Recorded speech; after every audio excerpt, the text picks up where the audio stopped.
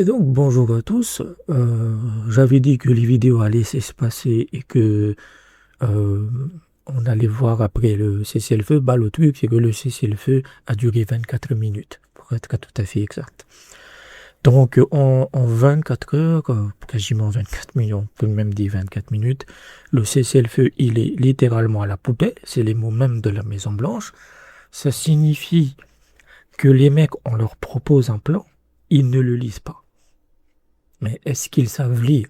C'est ça la vraie, c'est ça la vraie question. Donc, on va essayer de démêler ce qui est arrivé et ce qu'il y a, en fait, fondamentalement. Oui. Et j'avais dit dans la précédente vidéo, c'est que ça peut être un gain de temps juste pour gagner du temps, pour faire du délit d'initié, c'est-à-dire parier sur des prix du pétrole à la baisse et empocher le pognon et ensuite insulter les Iraniens. Et c'est exactement ce qu'ils ont fait. Donc, l'argument principal des connards américains, c'est de dire que le Liban n'était pas intégré dans le cessez-le-feu, mais c'était dans le plan, en fait. Si vous l'aviez lu, vous l'aurez compris. C'est même le 10e plan. C'est l'idée, le dixième point, c'est que la cessation de toutes des hostilités sur tous les fronts, le Liban, mais également Gaza et évidemment l'Iran. C'est pas possible. Voilà. Donc je pense que euh, pour moi, ce qui c'est après, c'est juste une opinion que je donne en fait, c'est que Nima de David Works, Dialogue Works, avait dit qu'il n'y avait jamais eu de négociation en fait. Mais c'est un truc qui s'étale sur les 2 dernières semaines avec les énièmes ultimatums qui balançaient toutes les heures, en fait, le Trumpy.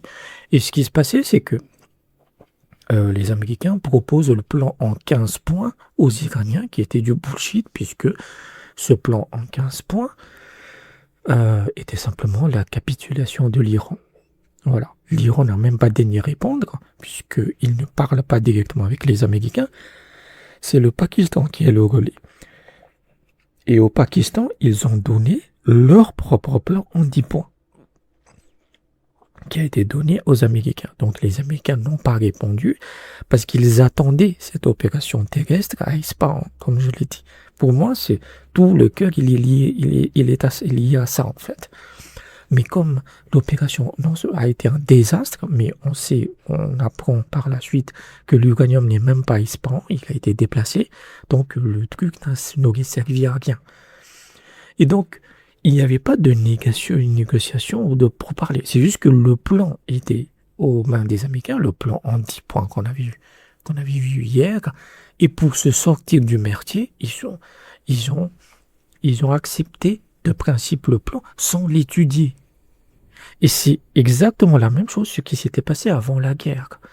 Quand les Iraniens proposent leur accord à Oman, les deux analphabètes qui étaient des négociateurs, Witkoff et Kouchner, ils n'ont pas compris le document. Mais je le dis au sens lettré, ils n'ont pas pu comprendre les phrases.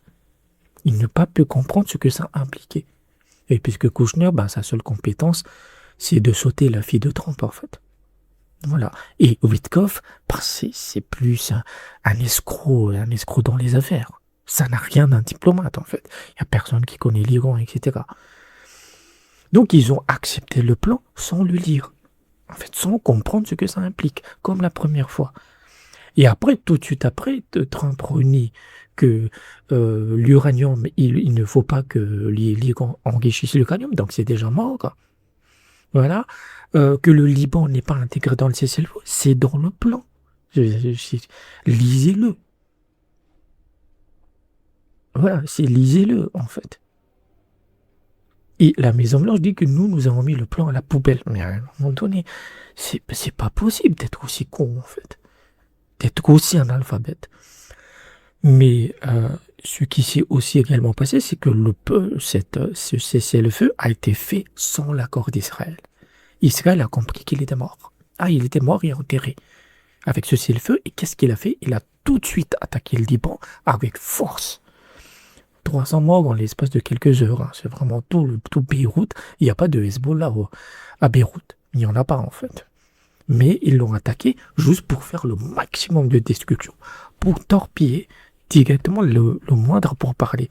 Et les Iraniens, on verra la position un peu bizarre des Iraniens, ils ont dû réagir, mais c'était dans le plot, donc il n'y a pas de... C'est-à-dire que nous, on ne viendra même pas à Islamabad si il n'y a pas d'arrêt des hostilités contre le Liban. Donc les Iraniens ont dit qu'il y avait déjà eu 3 violations de cessez-le-feu, donc le Liban, l'uranium que l'Amérique refuse qu'ils enrichissent, et il y a un drone qui a pénétré le territoire iranien. Voilà. Donc, Vance, dans une allocution qu'il a fait, dans une vidéo qu'il a fait, il est vraiment pour la guerre en disant ils savent même pas lire l'anglais. Non, c'est vous les analphabètes en fait. C'est absolument catastrophique.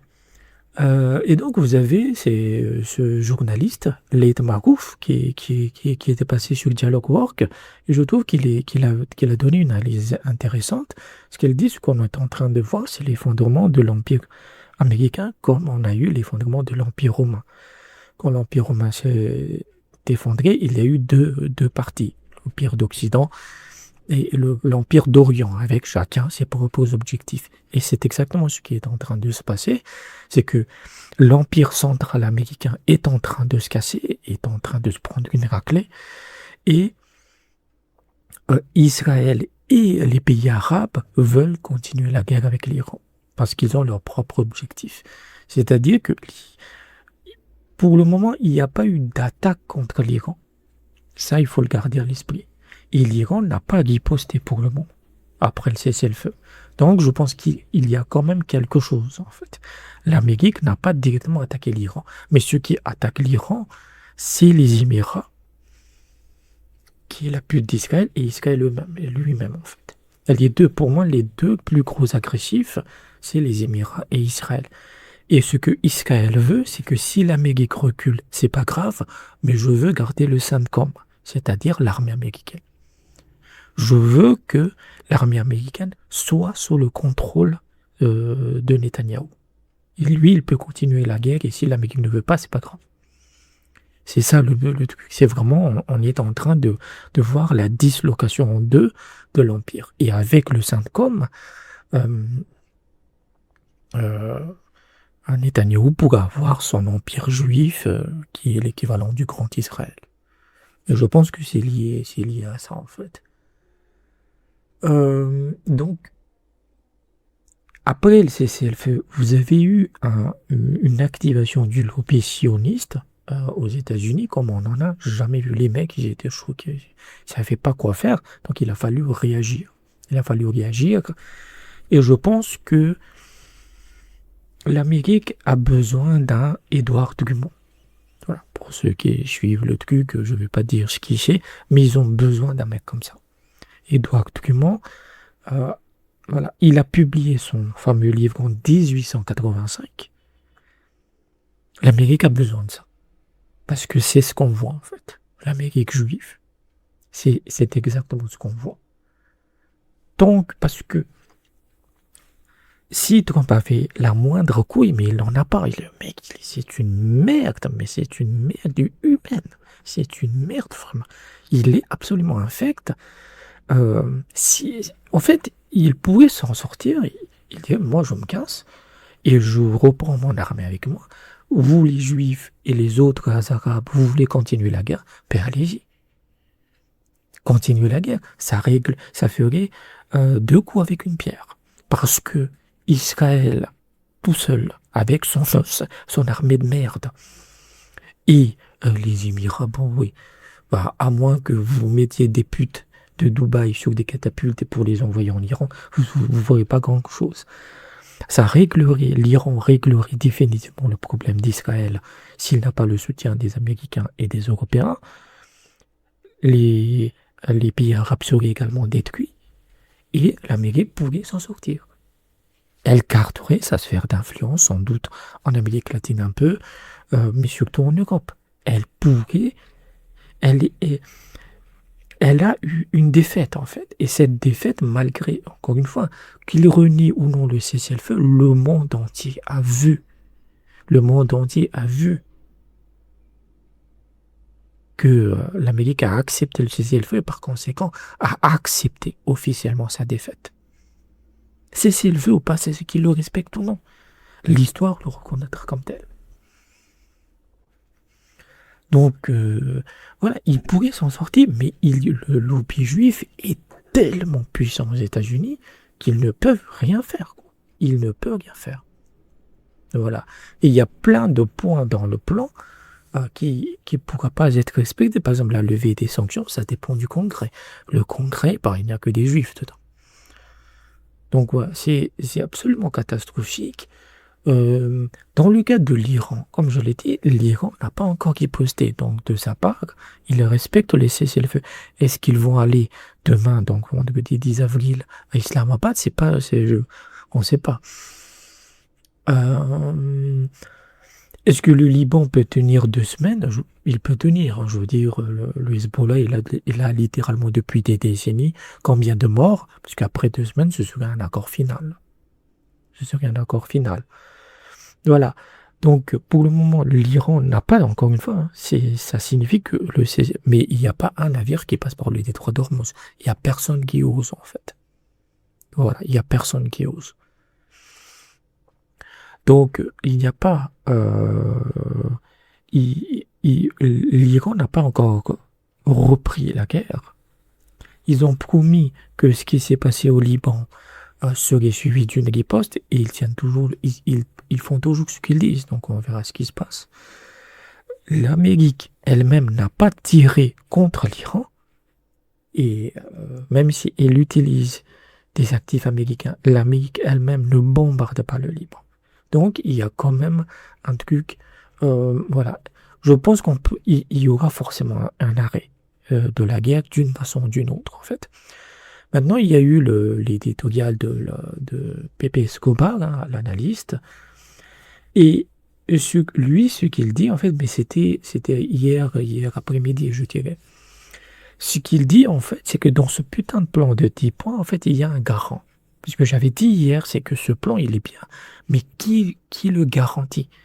Et ce que Pépé nous dit, en fait, c'est que c'est la Chine qui est la garante. Mais la Chine n'a pas fait de déclaration officielle. Le Pakistan a demandé à la Chine d'intervenir et au dernier moment, la Chine a dit qu'elle pouvait être la garante de l'accord, pas du plan, de l'accord final. Si dans 2 semaines, dans les 2 semaines, on ne sait pas ce qui va se passer dans 2 semaines, on pourrait tous être morts en fait. Mais imaginons dans 2 semaines, il y a un accord sur la table, il est clair que la Chine va être la garante parce qu'elle doit aussi protéger ses investissements en Iran, etc. Il y a beaucoup de choses à reconstruire, etc. Mais voilà, on en est là. On est dans le flou total en fait. Et je pense que les Américains vont de nouveau être agressifs, mais il faudra...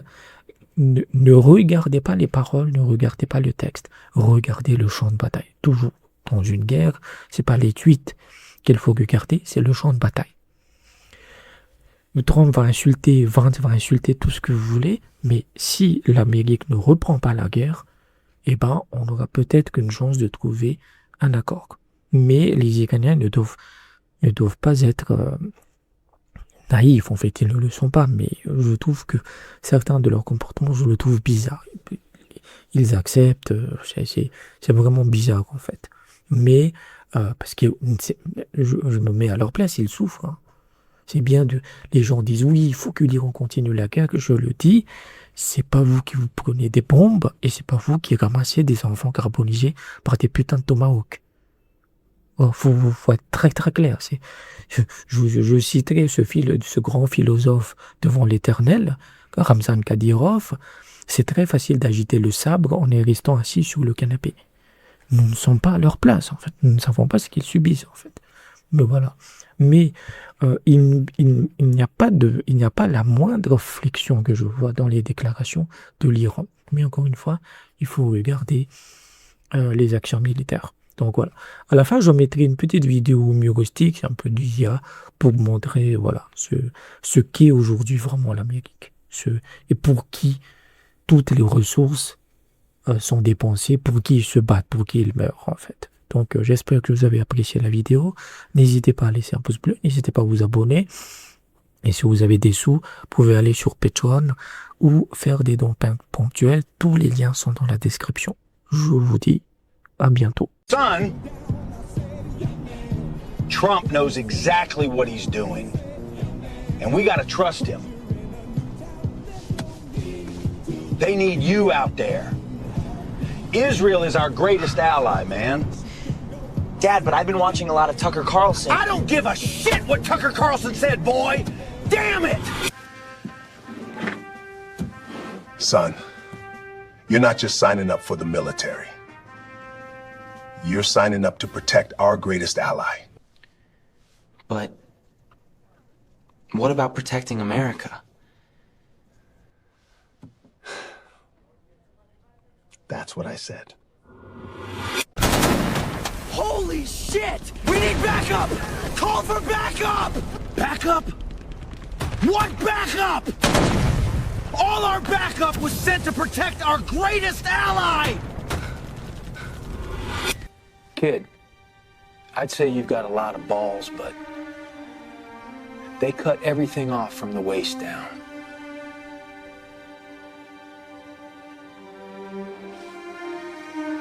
Are you proud of me?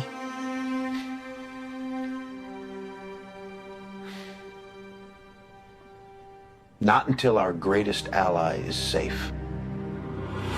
You're one of the lucky ones, you know that? Because of what I'm doing for our greatest ally, you get to be a hero. I can be your hero, baby.